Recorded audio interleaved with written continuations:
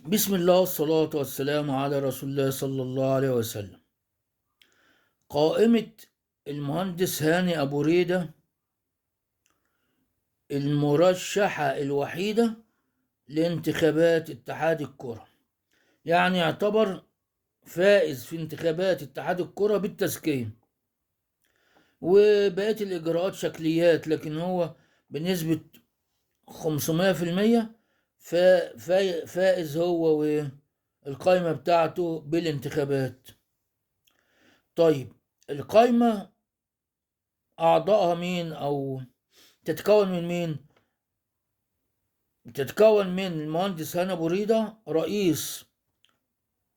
مهندس هاني أبو ريدة رئيس، هو عضو المكتب التنفيذي للاتحاد الدولي والاتحاد الأفريقي. نمرة 2، المهندس خالد الدرندلي نائب، وخالد الدرندلي نائب رئيس اتحاد الكرة الحالي. رقم 3 أو تالت واحد في القائمة محمد الشربيني، عضو، ده بيشغل المدير التنفيذي لمنطقة القاهرة. رقم 4 أو العضو الرابع طارق أبو العينين، رجل أعمال ونائب رئيس نادي سيراميكا كليوباترا.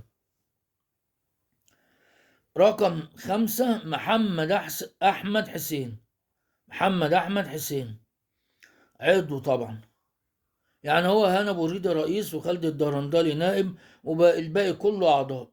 فمحمد أحمد حسين عضو ويشغل المدير الفني السابق لنادي الجونة والنجوم، مدير الفني السابق لنادي الجونة والنجوم.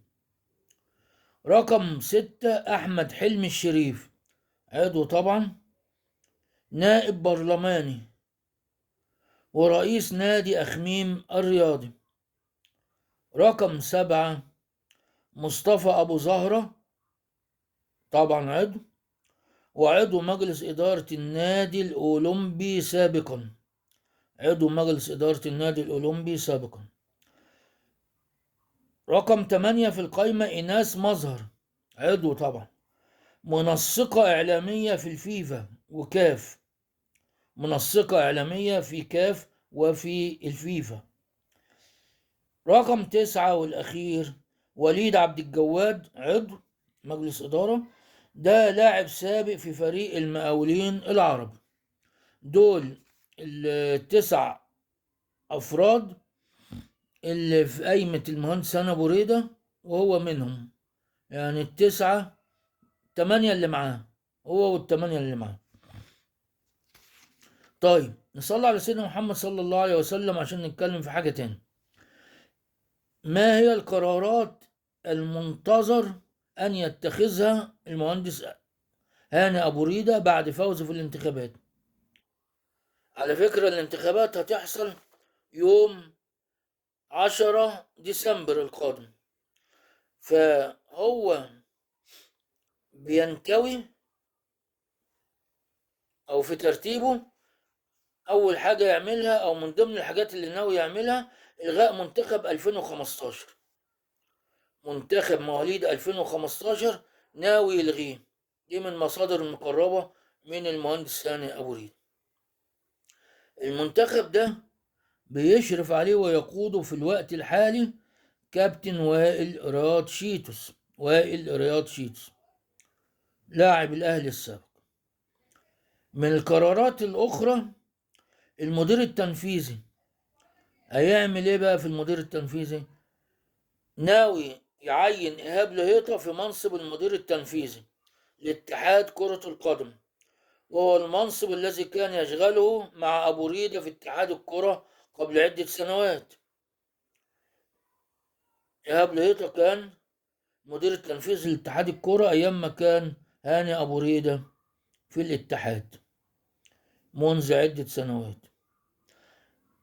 طب هو حاليا بيشغل المنصب ده مين؟ وليد العطار، أستاذ وليد العطار. فوليد العطار هيعود لمنصبه السابق كمدير شؤون لاعبين، يعني يبقى وليد العطار مدير التنفيذي الحالي يرجع لمنصبه الأولاني مدير شؤون لاعبين، والكابتن إيهاب لهيطة أو المهندس إيهاب لهيطة هيتولى مدير تنفيذي للاتحاد. في قرار تاني، مدير الفني للاتحاد بيدرس أبو ريدة إلغاء المنصب المدير الفني للاتحاد الذي يشغله حاليا الكابتن علاء نبيل.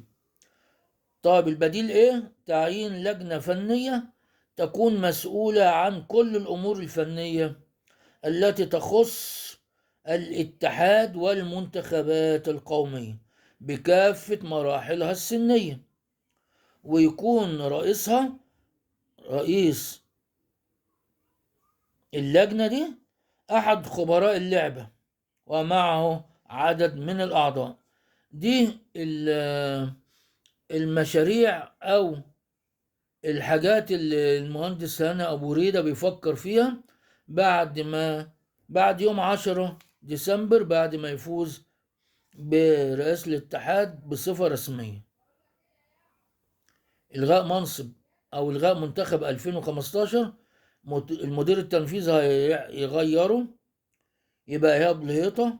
وليد العطاري يرجع يبقى مدير شؤون لاعبين، والمدير الفني للاتحاد هيلغيه ويعملها لجنة فنية مسؤولة بقى عن كل حاجة، الأمور الفنية التي تخص الاتحاد والمنتخبات، مش الاتحاد بس، بكافة المراحل السنية. ويكون رئيس اللجنة دي أحد الخبراء في اللعبة ومعه عدد من الأعضاء. ده تصور اتحاد الكرة الجديد برئاسة المهندس هاني أبو ريدة. ونقول لكم إلى لقاءات قادمة. السلام عليكم.